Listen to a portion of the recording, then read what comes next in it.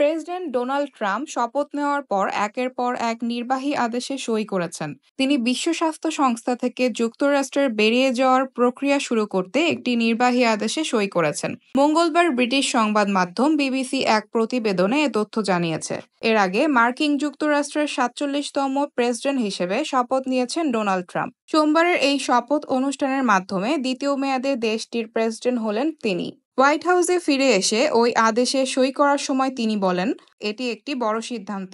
তিনি আরও বলেছেন, বিশ্ব স্বাস্থ্য সংস্থায় এতদিন অন্য দেশের তুলনায় যুক্তরাষ্ট্র অন্যায্য পরিমাণে অর্থ প্রদান করেছে। এর আগে কোভিড-19 মোকাবেলায় বিশ্ব স্বাস্থ্য সংস্থার ভূমিকা নিয়ে সমালোচনা করেছিলেন ট্রাম্প এবং তখনই তিনি এ প্রতিষ্ঠান থেকে বের হওয়ার প্রক্রিয়া শুরু করেছিলেন। পরে জো বাইডেন প্রেসিডেন্ট হওয়ার পর সে সিদ্ধান্ত বাতিল করেন। তবে এবার এই নির্বাহী আদেশটি যেহেতু ক্ষমতা গ্রহণের প্রথম দিকে স্বাক্ষরিত হয়েছে, তাই এটি বিশ্ব স্বাস্থ্য সংস্থা থেকে দেশটির আনুষ্ঠানিকভাবে বেরিয়ে যাওয়ার সম্ভাবনাকে আরও বাড়িয়ে তুলেছে। দীর্ঘদিন ধরে বিশ্ব স্বাস্থ্য সংস্থার তীব্র সমালোচনা করে আসছিলেন ট্রাম্প। এছাড়া প্যারিস জলবায়ু চুক্তি থেকে বেরিয়ে আসার আদেশেও সই করেন ট্রাম্প। অন্যদিকে শপথ নেওয়ার পর ট্রাম্প বাইডেন আমলের ৭৮টি নির্বাহী আদেশ বাতিল করেছেন। ওয়াশিংটনের ক্যাপিটাল ওয়ান অ্যারেনার মঞ্চে যুক্তরাষ্ট্রের ৪৭তম প্রেসিডেন্ট ডোনাল্ড ট্রাম্প প্রথম ভাষণে তিনি বলেন, শিগগিরই বাইডেন আমলের সব নির্বাহী আদেশ বাতিল করবেন তিনি। এর কিছুক্ষণ পরেই তিনি যেসব নির্বাহী আদেশে সই করেছেন তার মধ্যে শুরুতেই তিনি বাইডেন আমলের